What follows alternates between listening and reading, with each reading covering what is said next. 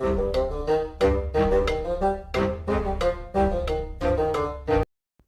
and welcome to the Critically Curious. I'm Monk, and today, yes, we are in Mountain Blade 2 Bannerlords.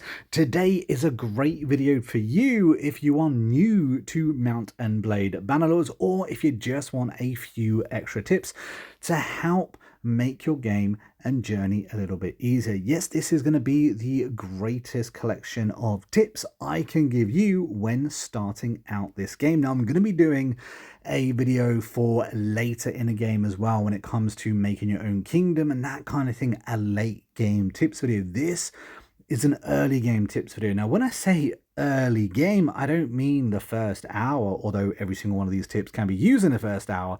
But I do mean that this is a game that requires a lot of time. It's a huge game, and a number of these tips are going to be useful right out the gate and a little bit later on as well. We're going to be trying to cover everything that I think would be helpful to know before you start playing. And of course, if you have any tips yourself that you want to share with the community, don't forget to comment them down below. We also have an active and growing Discord. We've got lots of Mount and Blade players in there, so if you want more people to chat to about this game, you can find a link to the Discord down in the description of the video. Anyway, let's get stuck in. I should also mention that all of these tips are for console in mind. So when it comes to controls and stuff like that, I am going to be talking about what buttons to press on console. There are so many tips out there for PC players, and I think that console just get overlooked. I thought I'd throw that in before we get stuck into it.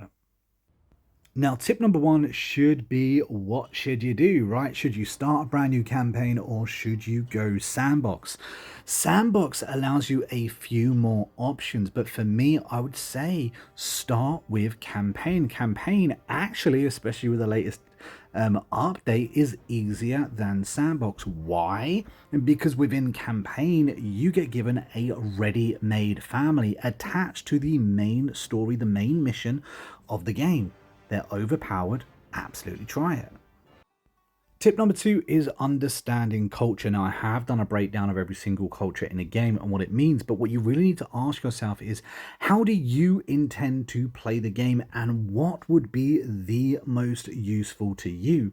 Once you kind of get an answer for that, however you want to play, then you know the culture you should pick. Now, for me personally, this is the best culture. The reason it's the best culture is because it gives you an extra movement speed within forest. The map is covered in forest, therefore it helps out a lot. However, if you feel like you're going to be a trader and trade is your main priority, then this could well be the one for you, because of course getting that trade penalty bonus is so good. The movement within sand isn't necessarily that great. However, if you're going to be the general, if you're going to have a hell of a lot of troops and a lot of castles, then an empire could be the one for you.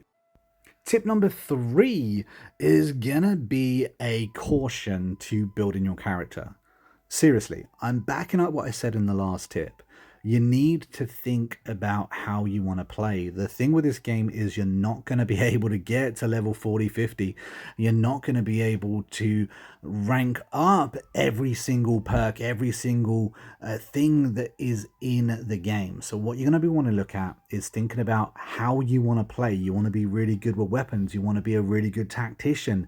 If you want to be a really good trader or a smithy, you're going to have to think about what your playstyle actually is. Now, a quick tip is that the actual ability points, or should I say attribute points, are worth more. Like for instance, if I pick this, I get a whole point on endurance. Now you only get one of those attribute points every 4 levels. Very, very key, but it does give me 1 point on horsemanship and 1 point on charm.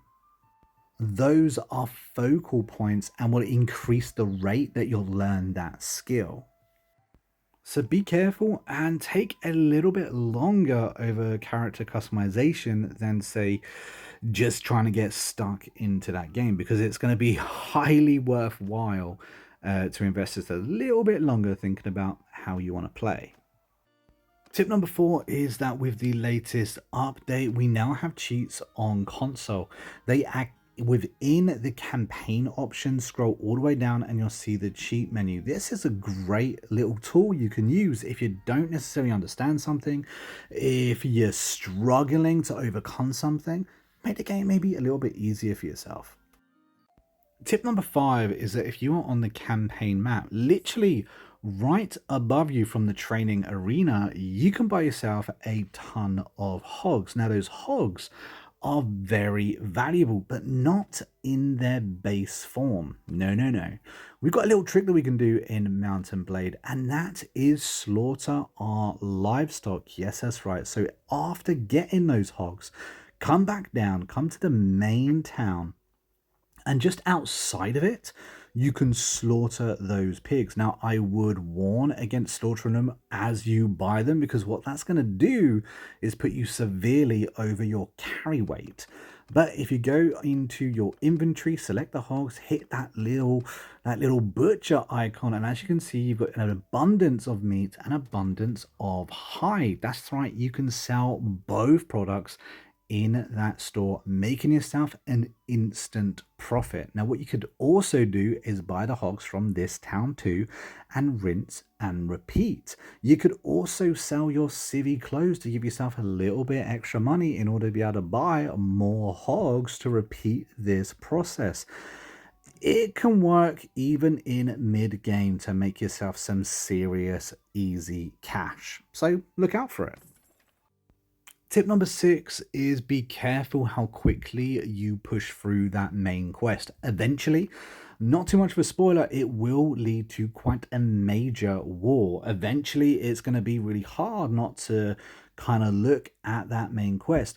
Push through until you get access to your family. That's why we went to campaign. Anyway, your brother is an absolute genius. You're gonna want him, such an asset, and you get 2 other family members as well. Later down the line, they're also very good. Tip number 7 is that at the beginning of the game, you only really need around 20 troops. Don't bog yourself down with having too much more than that. You just want to drive away the looters. And when it comes to leveling up your troops, level them up in a bulk. Don't level up 5 and then go back into another battle, level up another 5, because it keeps resetting the experience. However, have a couple of battles, wait for them all to be able to level up, and then level them up in bulk. It's the fastest way to level up your troops, and don't level up too quick because it's going to cost you a lot of money. Tip number 8, if you're looking for someone to pick on when you very first start the game and you don't want to pick on a major kingdom, quickly open up your encyclopedia, which is select or back depending on which platform you're playing on. Hit that minor key and you can see a huge list of minor clans. Every single one of these clans that you can declare war with. Now, each party will have around 70 troops ish, so it's not necessarily too hard to defeat them, but be warned, they have some pretty decent troops. You're able to recruit some pretty decent troops from them and get some good gear, all importantly. Now, you might be asking, well, how do you find them? Well, it's quite simple. Again, you use that encyclopedia. You find the clan that you want to pick on. Like, for instance, the Brotherhood of the Woods. They are just above me, which is the clueless, because your clan is also listed as a minor when you very first start the game. Find any of its members, and you can see where it was last spotted, even if you don't know who they are. You click on that town and then you can track that town. Go over to that location and fingers crossed you'll see them running around the map. Just be careful they're not already serving another nation as a mercenary. And as we're talking about mercenaries, becoming a mercenary yourself, going up to a noble lord and offering them your sword is a really good way of making money. If you battle on that kingdom's behalf as a mercenary, you'll earn influence. You get to trade in that influence for real hard-earned cash. Tip number 10 is that if you manage to level yourself up to clan tier 2 and have a pretty good relationship with a lord, if you find a leader of that kingdom, you actually get to pledge yourself to that kingdom and become a vassal. It is the quickest way to earn yourself a castle or a city in the game.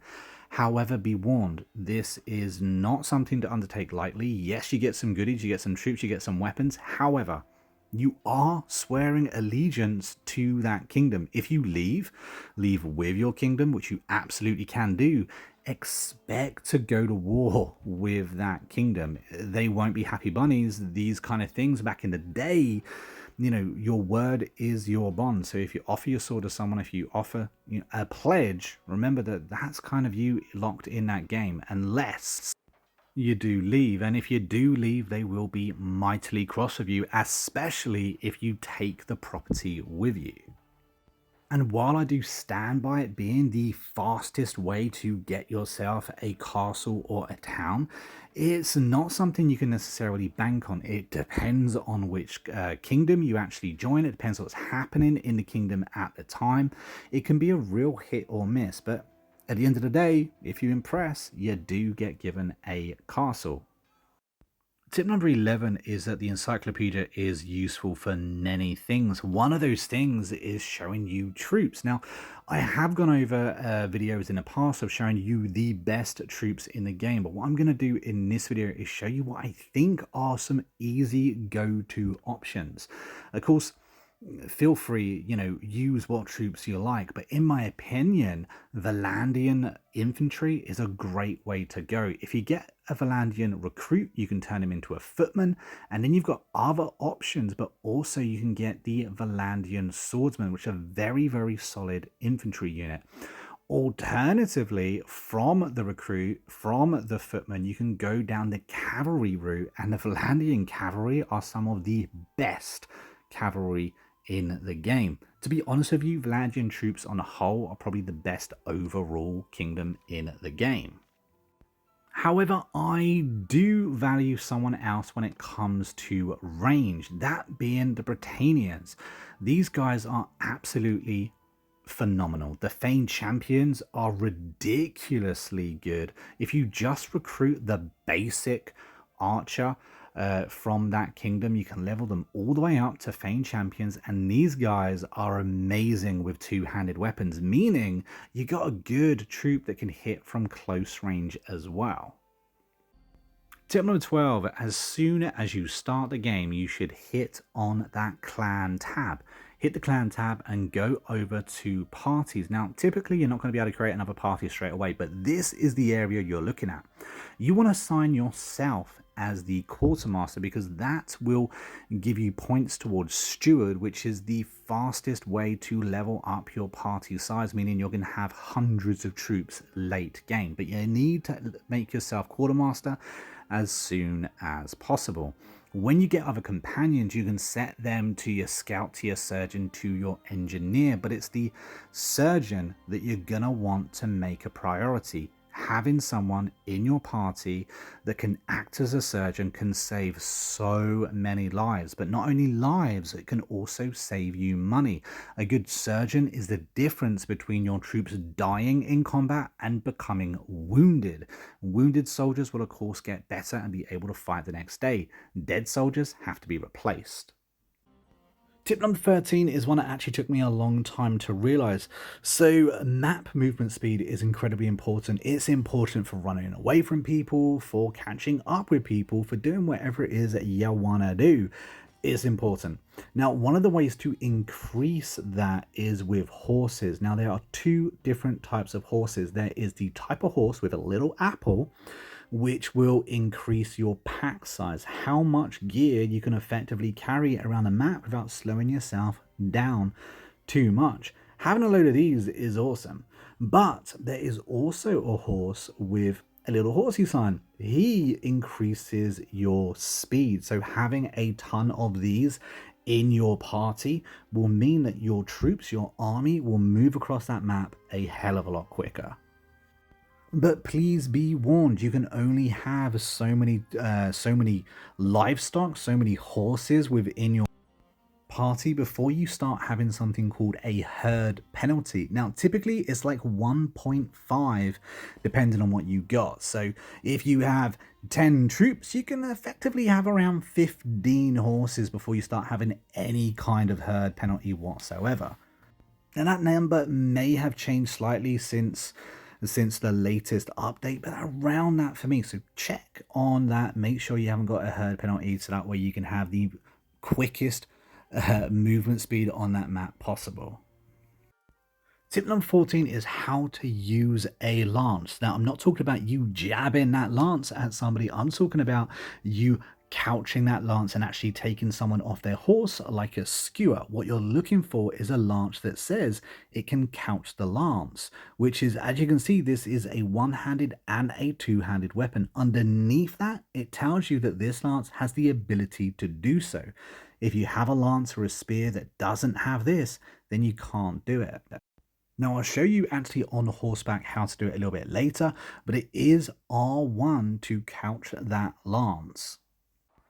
Tip number 15, let's talk about tournaments. Now, if you find a town and it's got this little golden crown or helmet next to its name, that means that there is an active tournament. Now, you can only join the active tournament during the day. So if you find it at night, you're going to have to wait in that town or around that area, but go to the arena and then you can go to join tournament and you can actually see and tell what you're gonna win, what the main prize is. Now, these prizes do get better as you level up and age through the game, so don't be afraid that what's happening in your game is kind of naff. Now, we actually have a pretty decent shoulder plate here, which is pretty good. You can bet on yourself to win each round. You can win some pretty decent money early on as well. However, guys, a bit of a warning, this money does dry out. You do win increasingly less as you go on, unless you have a perk or two within roguery, but ultimately it's still going to dry out pretty bad. Now, tournaments themselves can be pretty tricky, especially at the beginning of the game, because you haven't got any kind of proficiency in weapons. Something that will help you last longer in these tournaments is that you can use things within that tournament. Like, for instance, this horse. I wasn't given a horse when we very first loaded into this round, but because I found a horse abandoned, I can go ahead and claim it. And that's absolutely also the same for weapons around the ground as well as all importantly, shields. So if you don't have a shield at the beginning, you can go ahead and find one on the field. Another tip that's not solely for tournaments is that you can actually lock on to a target. If you just click the right analog stick down, you will lock onto the nearest available target. This is so useful and will save you an embarrassing miss or two. It can be really hard to, move your horse and swing a sword at the same time, but this locking onto your target can save some time. Now, I did mention earlier that I'd show you about couching your lance. As you can see in the bottom right hand corner, we have a new icon. When your speed is fast enough in order to be able to do it, it will prompt you to do so. So all you have to do is press R1 and you will put that lance down, so that way you're ready to skewer whoever may be around. It's really, really powerful, especially in tournaments. Like I said, just make sure that outside of the tournament you don't have the wrong lance equipped, because that can make you not be able to do it. And as a final tip for tournaments, if it's a team round, just go with your team, support your team, because if one person goes off on his jack and you go off in a completely different way, there's a good chance that that dude's gonna die, meaning you now have a uneven odds against you, right? There's gonna be 3 against just you sometimes. So help your team out, support them, and you'll find those tournaments a little bit easier. Tip number 16 is that I would use all companions at the beginning of the game as caravans. Now, what I mean by that is to go to any town, find somebody within that town and ask them that you want to form a caravan from here. Now, they will give you an option. You can do 15,000 or you can pay for a little bit more. Do the 15,000 option, because what they do is give you caravan guards which are on horseback, meaning they're a little bit quicker on that map. And that means that your troops aren't going to be flagged down as much by looters. Now, you do get, I think, 30 guards, which is more than enough to defend against most looters anyway. So go for that option. It's a fantastic way to earn money, especially early game. Early game, you're just a regular clan. You have no enemies. Therefore, if you have as many companions as you can as caravanners, then you're essentially just playing a caravan simulator, which is earning you passive money right at the beginning of the game until you're willing to get stuck into that game. Now, once you join as a mercenary or actually join a kingdom, your caravans are going to start getting attacked. Then it can become a little bit meh. However, at the beginning of the game, this is highly worth it. A great way of earning passive income. Tip number 17 is we should really talk about smithing. Smithing is the ultimate way to make money in this game. You can make the most money in the game through smithing, period. Now, something many people don't know, especially when they start playing, is that it's the stamina that allows you to smith. Now, the only way to restore your stamina is to wait in that town. If you move town to town, days and days past, that's still not going to regenerate if you haven't waited in that town. Another thing you can do is actually hit that button. In other words, press A, press X on your face, and you can use all your companions or your family members to smith as well. They each have their own smithing stamina. So if you're all out, you can switch to one of them and then use theirs too. You can level yourselves up. Now, in my opinion, these are the best weapons for you to go around and buy. And yes, I do think it's the best strategy to actually go around and buy these daggers, these throwing daggers in the game. The reason is because they give you some mad materials and they only cost a couple of $100 dinars, and from just one or two of them you're going to be able to make some pretty decent gear. Now, I must warn you, smithing takes a long time. Too long, far too long. It's been nerfed so many times, but if you've got the patience, you can earn some serious loot. So getting these two daggers I have up on screen, getting the hammers I have up on screen as well for the wood is a really good options and really good ways to be able to have enough resources to smith to your heart's content. Now, even if your smithing itself is bad, don't forget you can also hire companions with already good smithing. You can actually complete orders. Now, these orders can range from a variety of different difficulties, but every single one, if you complete the order, regardless of how bad it is, you will get a little bit of money. And some of these orders return absolute bank. In other words, they pay you more money than you can possibly get yourself from any kind of completion of an order. Even top end wise, some of the money they can give you is just insane. And the only perk we're going to talk about today is effective charcoal maker. Every single person you want to be a smith needs this. It turns 2 hard wood into 3 charcoal instead of the 1. You can even sell charcoal this way to earn money. And if you want to know more, I do have an extensive smithing guide. Tip number 18 is going to be about marriage. Marriage is really important in this game for a couple of different reasons. Number one, you get a ridiculously good companion sometimes. You can also rob all of their gear if you're so inclined, especially when you very first start the game. You may not have anything decent on you. Be warned. You can only marry some of these nobles if you already have a decent clan rank. In other words, you're going to have to get lots of renown in order to marry some of these fair maidens, especially if it's the daughter of a king, for instance.